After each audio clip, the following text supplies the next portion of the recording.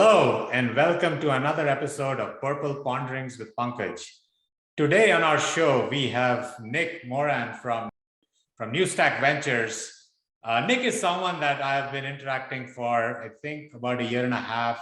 I met him at the Connector in Chicago, and he's one of the very unique personalities. He has a podcast of his own, so I do take my inspiration for what I do from him as well. But I'm really glad to have him on the show. Nick, welcome. And if you don't mind, you want to share a little bit about your background, what you do, and one thing which a lot of the people out there may not know about you. Oh boy. Okay. Well, first of all, thank you for having me, Pankaj. Of course, I also host a podcast as well, and am a huge fan of what you're doing here. My background, so I had an early career as a developer, moved into finance and became an M&A professional for a large private equity company. Subsequently became an entrepreneur, developed a very science and engineering oriented product that tested for compounds in drinking water in an automated fashion, and got very lucky with that product. So that ended up being a nice success, and I was able to sort of leave corporate America and that sort of grind when I was quite young. 32, at least young in my book these days. For some listeners, maybe not so young. And subsequently, kind of started investing in startups in and around Chicago and got super excited about technology.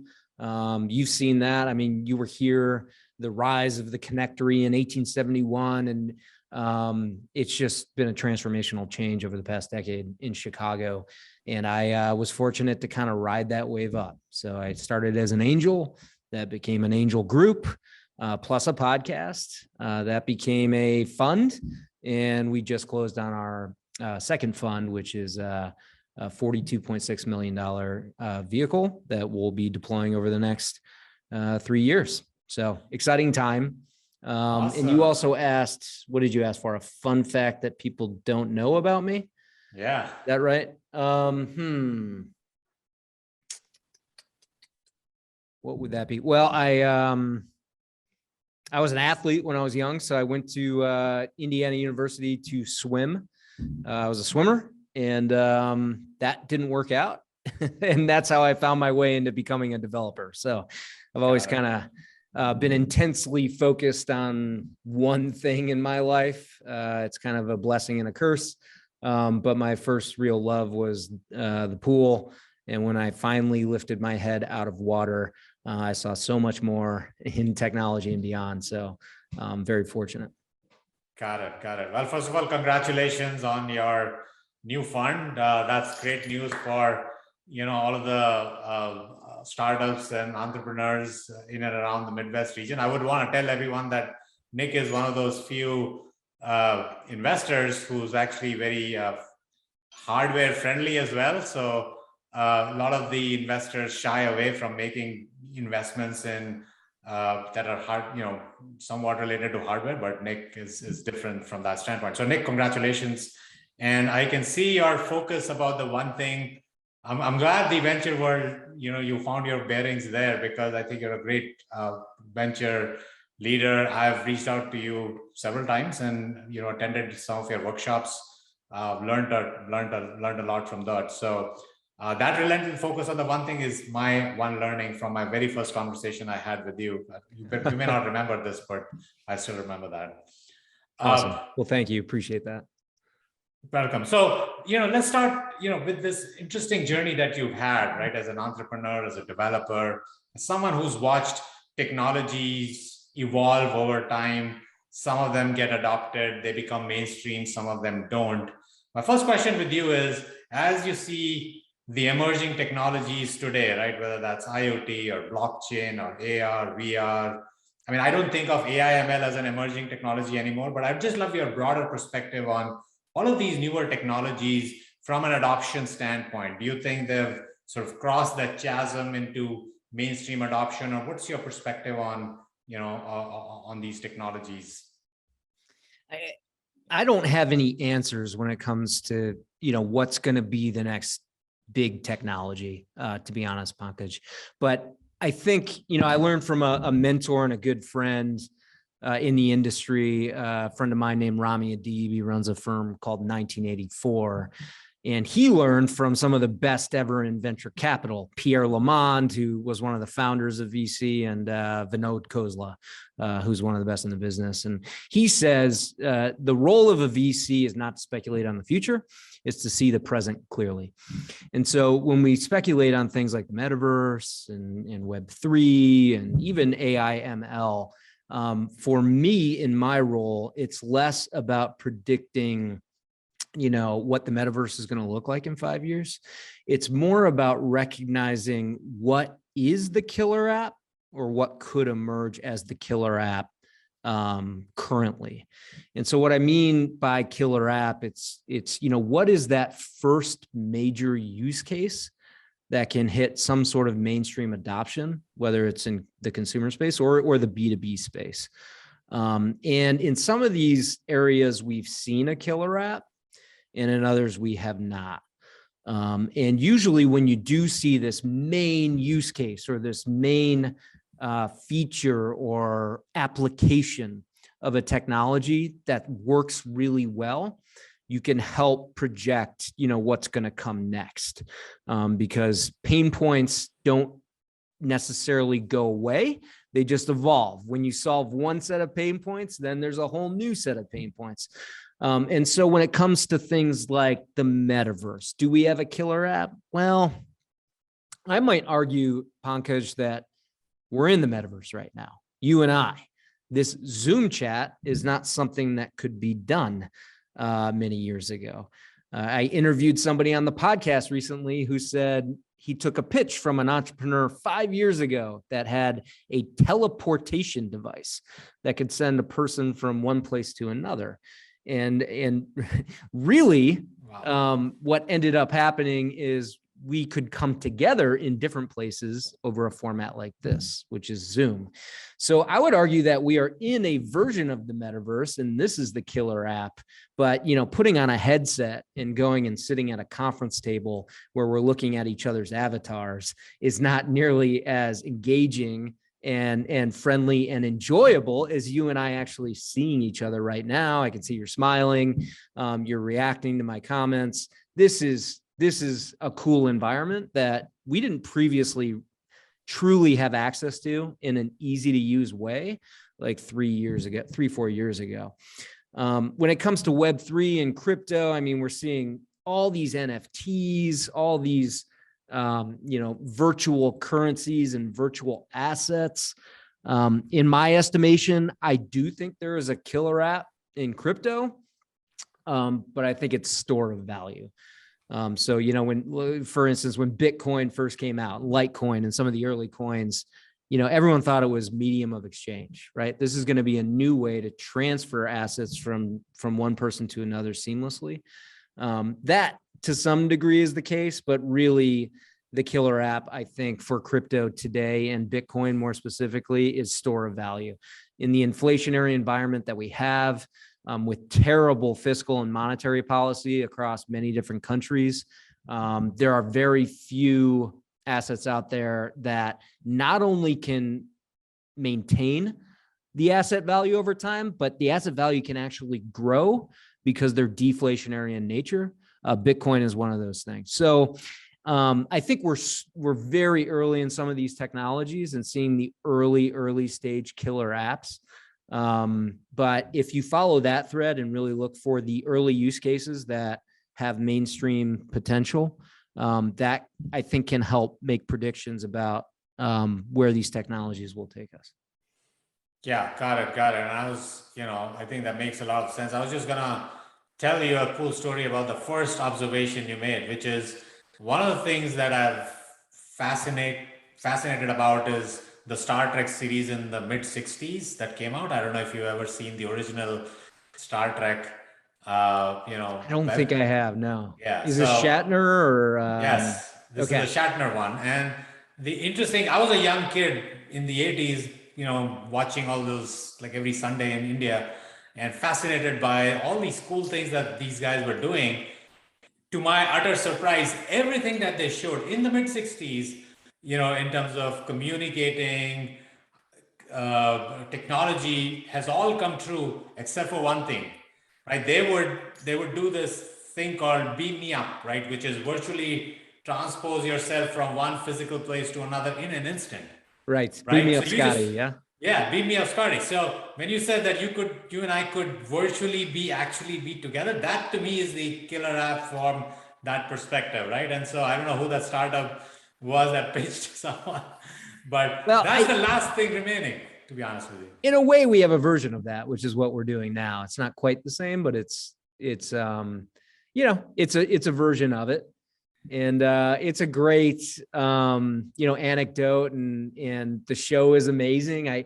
Even on the TFR podcast that I host, I think it's probably 5-6 years ago now, but we talked about the tricorder and how we all now have a tricorder in our pocket, right? Something that can answer any question. It's a little handheld device that can do all these different features, and basically it's an approximation of the smartphone. So it's incredible. It is. I think the smartphone has become the the super computer, the super mainframes that people used to have. It's almost like the compute power has just been so amazing that the phone can do everything by itself. So, so that's and it's at the edge. And it's at the edge, exactly, which is where all the fun, action is happening. As a follow-up to the question and the observation that you made about the new technology, the Web3 metaverse, etc., let me ask you now, as these killer apps get developed, don't get developed, obviously a big hand is played by the startups, right, that are actually dabbling with coming out of the entrepreneurs. Wanted you to share like an observation looking past at other killer apps that have emerged and other startups that have done a better job of coming out with those killer apps. What do you think are some best practice? What do you think are some observations that you've seen, the startups that actually end up succeeding with those killer apps versus those that don't succeed? Ooh, this is a good question. So let's talk about the example you just brought up, right? So the smartphone, and let's hone in on the iPhone specifically. So there was a killer app for the iPhone when it first came out. In your estimation, Pankaj, what do you think was the killer app for the iPhone when it first came out?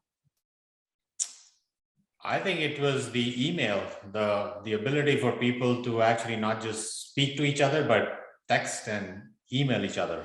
Okay, very good. So that did exist before the iPhone. It existed in the BlackBerry, but yes, that was the first killer app for smartphones via the BlackBerry and some other devices. For the iPhone specifically, I think the killer app was actually the UX, right? For never before could anyone touch the screen and have this, visceral sort of experience with their device. It was so fun to use and so friendly. The features of the device were nothing better than anything else you had in a previous phone. Even the camera on the initial iPhone, like it wasn't that great, right? There were previous phones that had cameras. But the whole use model and the experience of using it was a game changer, right? The first time you used a touchscreen phone, it was delightful. It just, wow, you never forgot it, right? Now, over time, they used that as a beachhead, right? That was their killer app that wedged them in. It got people delighted. I'm going to buy this thing. And they used that as a beachhead to then build this decentralized app platform that empowered the device to become so much more than what it is today, right? To become the tricorder instead of just a touch interface phone, an email user, right? And so that's kind of, what we look for in a lot of startups that we invest in. We look for somebody that's identified sort of a wedge. It can be a kind of a technology wedge. It can be a UX wedge. It can be a workflow wedge, but something that's so delightful and so great that just based on that one thing, they'll opt into something. They'll start using it. And a lot of B2B companies we invest in, about 75, 80% of what we do is business to business. Usually a lot of these products are pretty simple and pretty basic at the beginning, but they solve such an urgent pain, or they deliver such an amazing delight that customers can't turn it down. And as they begin using a product or a tool or even just a feature, but really enjoy it, it gives the company an opportunity to start building around that. Let's solve more pain points and let's take on more of the workflow of a knowledge worker, for instance, on a daily basis. And in so doing, are also earning trust, right? If you're delivering a simple but delightful experience instead of a bloated, over-featured, complicated, I don't even know how to use this thing experience, you're not earning credibility. So as you earn that credibility over time with simplicity, that turns into trust. And if you have the trust of your customers, what happens? You get all this expansion, ACV, annual contract value opportunity, and you can deliver on a true land and expand model, which is a huge part of growth, right? Is it easier to expand your existing customers or go sell new customers? Well, typically, it's easier to kind of expand your existing accounts, assuming you have more to sell them. So anyway, this is just kind of a short example, but it's killer app for the iPhone, I think, was just delightful user experience and something brand new. And that alone gave them an opportunity to start delivering all these other things to consumers in the form of apps. Yeah. No, I think that's a good one. That's actually the killer app, if I can use that word, because I think the way that user experience was transformed, I think there's so many other unicorns that have basically leveraged that feature. Like I can say that I could argue that Uber and Airbnb, all of them made whatever they do much easier based on the fact that it was so easy to, tap in a few buttons and call a taxi, tap in a few buttons and, book a vacation, hotel. So I think that was the super app. And then, as I think about one question I had was, I know you mentioned that you do a lot of B2B investments, right? 75 to 80%. What's a good example of a killer app that you think is relevant in the B2B world that you think is maybe that has happened in the last 5 years or is happening right now? Is there anything that comes to your mind? I mean, I can talk about startups specifically. For each startup, it's something different, right? In sometimes you can generalize, right? You can say ease of use or, creating a delightful experience for a consumer. Or a classic example that was used in the past on my program is anytime you see new technology, everyone gets super excited, right? Like AI, super excited. Web3, super excited. Metaverse, like these are kind of technologies and concepts, but these aren't true products and true solutions. And so a classic example that's come up on my show many times is the laser. So when lasers came out in the 80s, when they were first developed, everyone was wildly excited about, oh my God, we can do all these things with lasers. Pankaj, do you by chance know what the killer app for lasers was? I think it was the pointer thingy. I mean, that's the one that I've used from a laser standpoint. Like if it's giving a lecture and you point it out and say, here, this is where I am. The other one that I can think of is actually musical shows, right? They do the laser. Oh, cool. The Super Bowls. I don't know. That's a pretty big song and dance and laser kind of. I don't know. That's what comes so to mind. I mean, you've highlighted a couple, cool aesthetic applications for lasers. Lasers also have a lot of technological data and stuff that can be transmitted. So actually the killer app for lasers was the checkout counter. It ended up becoming the de facto technology for scanning a barcode quickly and knowing that product. So groceries went from typing in long codes to know the price of every product to scanning a product, and immediately the price was entered into a system. So lasers was this super powerful technology, right? You could basically beam data over long physical spaces, and there's a variety of things. And the killer app ended up being grocery checkout, right? And what that allows is when you have, a application like that becomes so expansive, it brings down the cost of the technology. It leads to more investment and more science around the technology that then lends itself to other things, right? You can do other things with technologies from there beyond just the killer app.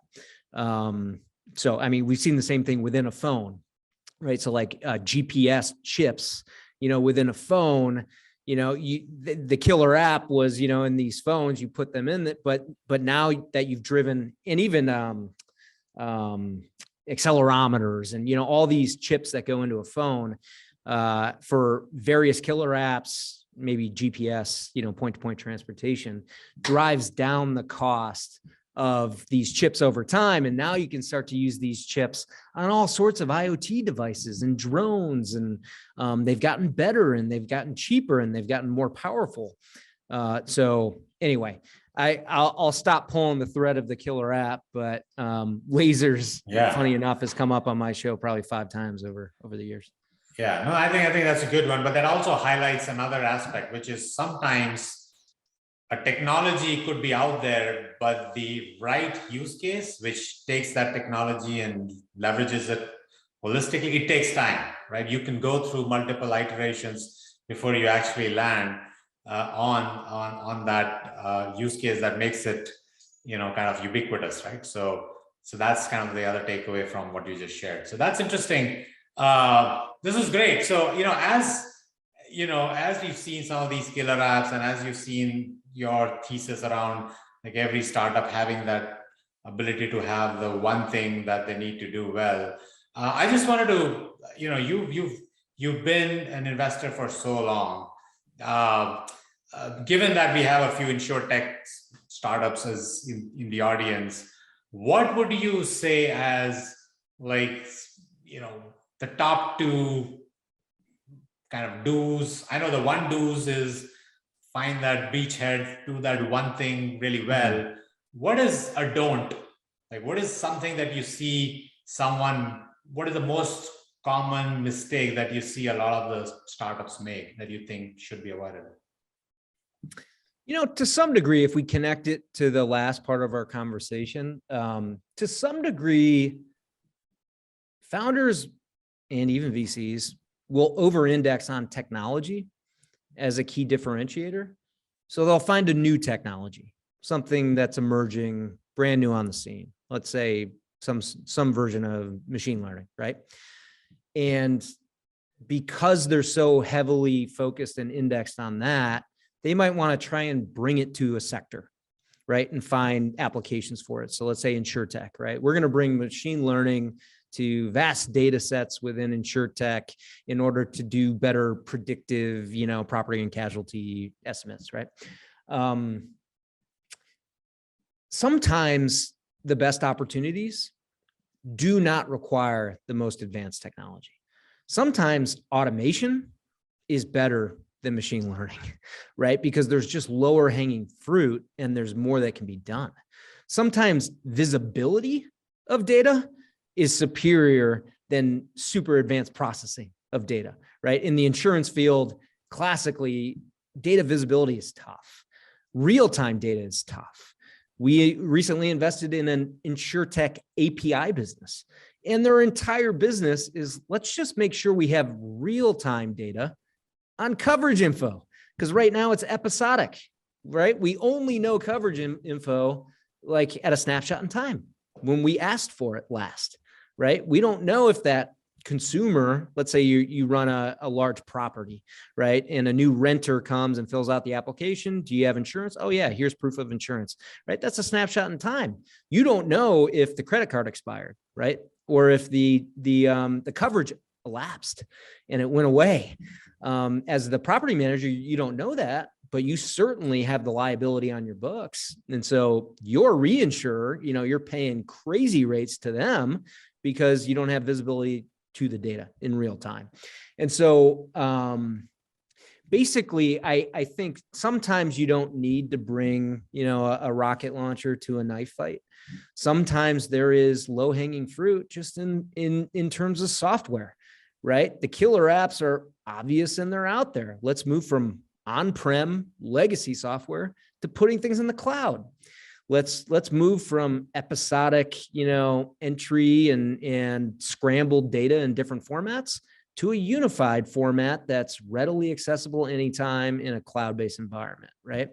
And so there are a lot of different opportunities across the insurance spectrum, across the finance spectrum, across supply chain, health and wellness, many different categories. There's a lot of software opportunity and simple solutions that just haven't been done yet. And that's a lot of what we do at NewStack. We'll do a lot of B2B software as a service. Yes, we do hard tech too. And we do things that are a little more sciencey and a little more techy in some cases. But there's so much low hanging fruit in just bringing software to things that don't function as well as they should. Got it. Well, that's with, so based on that I think we spent, last question, we spent a good amount of time understanding sort of your perspective on the technology and venture and startups. I want to move to the next phase of this interview and get to know you a little bit better and share, your personality with our audience. So let me start by asking a few questions just about you. So my first question is, can you share your biggest achievement and your biggest learning so far? My biggest achievement is probably marrying my wife. I'm a huge believer in selection and picking. In life and in business, 90% of the battle is making really good choices on the front end.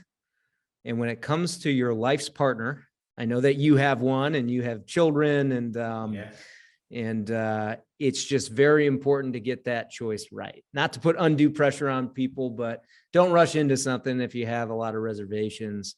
Because if you get your life partner right, a lot of other stuff just becomes much better, and quality of life is just so much better. And probably my biggest learning is your wife is always right. So, listen to your wife. She knows best. Got it. Well, so the next question for you is, I'm going to give you have to tell me your favorite person as it relates to these different fields, and why is that person your favorite person? So your favorite person who's a sports icon. Brady, but 1B is MJ. It's very close, but I'm a Brady guy. Our tagline is investing in outsiders. I'm a huge believer in finding value and finding talent where other people aren't looking. The resume and the physical specifications and the arm strength and all these factors, like people wrote Brady off. And I'd much rather have Brady at 36 or 42 instead of Manning at number 2 any day of the week. Got it. Business leader. Sam Walton. Oh, really? And why? He is the consummate entrepreneur. He was not a tech entrepreneur, but it doesn't matter. Business builders are business builders. They have a mindset. They're obsessive. They find problems and they just obsessively solve for them. They canvass the market, they talk to customers, they talk to partners, they talk to competitors. They're just on a constant pursuit to get better and better and get more visibility to their opportunity in different ways. You read Sam Walton's book, Made in America. The guy is a legend and one of the best to ever build a world-changing multi-billion-dollar enterprise. I'm not like a huge Walmart fan by any means, but I am a massive fan of the man, Sam Walton. And probably he and Walt Disney are the least talked about best entrepreneurs of all time.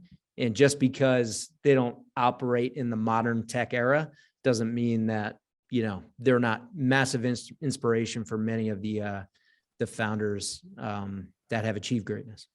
Yeah. And in fact, as you say that, it's a very unusually thoughtful answer, because I mean, we always talk about in startups at whatever stage about growth and scale.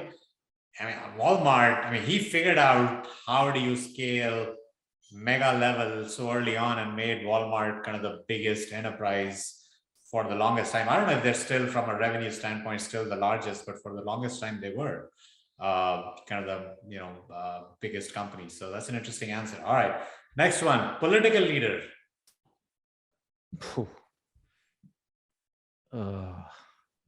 That's tough. Maybe Nelson Mandela. Can I do that? Yeah, of course. Yeah, I mean, that's believe what you believe, fight the system, be a man of conviction, be somebody that gives far more than they plan to receive. If all of our political leaders embodied a mindset like that, the world would be a much better place. Got it. And then the last one on this, a historical figure that you want to be. Oh, you've got some tough ones. These are good. I've always had a sort of a fascination with Ben Franklin. It is probably the more popular answer would be Hamilton these days amongst the founding fathers, but Franklin's so great. I mean, his writings and commitment to sort of self-actualization and self-betterment. Now, he was a flawed person, that made many mistakes in life, and his proverbs, in many cases he couldn't live by. But that's the human experience, right? We try and get better. We aspire to be better human beings. We want to give back to other people through lessons and through learnings, but we all have our faults. Got it. Excellent. So then my last question to you is, as someone who has to keep up to date with so many different, events and activities and, evolution of the technology, how do you keep yourself up to date with everything that's going around? What are some publications, reading? What are some tools, resources that are your go-to resources to keep you up to date? Ooh, good question. I'm going to cop out and I'm going to twist the answer a little bit. So I am a believer that there's a spectrum, and on one end there's consumption, and then on the other end there's creation. So you've got creators and you've got consumers. Now, we all do plenty of both to some degree, but I think folks have a heavy bias to one end, and my heavy bias is creating. I am just constantly building. Like, we've built technology tools for founders, 2 of them in the last year. We've built a podcast at the firm. We built a fellowship program. We have an operator in residence program. We have a venture partner set, and we've got some new things that we're building and launching as a VC firm, right? So we think of ourselves more as like a startup than a venture firm. And part of the benefit of always creating, instead of just reading or joining another organization, is it forces you to do the work. It forces you to have to study a certain area and bring some value and be a leader and have perspective and meet with people and ask them really good questions and be curious, so that can inform, how you're building something and what you're building. And so, just like the podcast, what you're doing with this, it's forcing you. You had to do some prep. You had to read up on me. You had to understand, what is New Stack investing in? Why are they doing that? What's their philosophy, right? So you probably learned a bit about New Stack and maybe some of the sectors we're investing in just by doing prep. The same goes for me with my show. If I have Bill Gurley from Benchmark on, you better damn well believe I'm going to spend at least 10 hours figuring out what the heck I'm going to ask him about, because I don't want to look like a chump when you got Bill Gurley on the other end of the line. And so the podcast alone is a forcing function to learn and get better in a very focused and structured and time-dependent way, so that you're not loosey-goosey and just, reading whatever comes across your desk.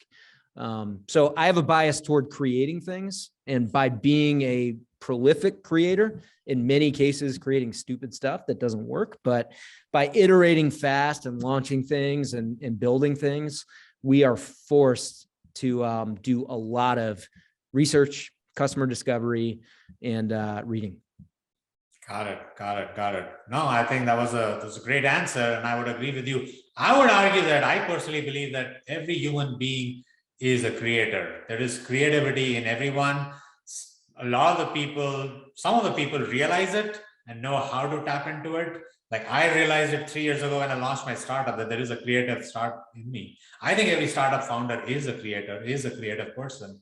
But you're absolutely right. And there's far more fun in doing that versus, kind of this consumption is great too. I think that the prep work is a very good point that you made. I agree. If you're a startup founder, you're probably on the side of the pendulum, or the side of the spectrum that I am. Yes. I would encourage anyone in the audience, don't be the person at the way other end that all they do is read and criticize, right? Yes. Like, go out and build, put yourself out there for criticism. People are going to cast stones. People are going to give you a hard time. Sometimes you're going to look dumb, but you know what? It pays off. Absolutely. Well, with that, we come to an end to this recording. Nick, any last words for our audience? Well, I mean, I don't know your audience per se, but if you have a lot of founders in the audience, there has never been a better time to be a founder, to be an entrepreneur, or to be an investor in this space. Software is still eating the world. We've talked about some of the exciting technologies that are on the horizon. This is sort of a renaissance period for creation, to your point, for innovation, and for technology building. And so to be a part of this space, to be listening to this show, to be, thinking about these challenges and issues, you're in the right place. Just start creating. Yeah, well, amen to that. And with those words, we come to an end to this episode of Purple Ponderings. Thank you, Nick, for the time today. I think this was a great episode, and we'll be back very soon with another interesting guest. See you soon. Bye-bye. Thank you, Pankaj. It was a pleasure. Thank you.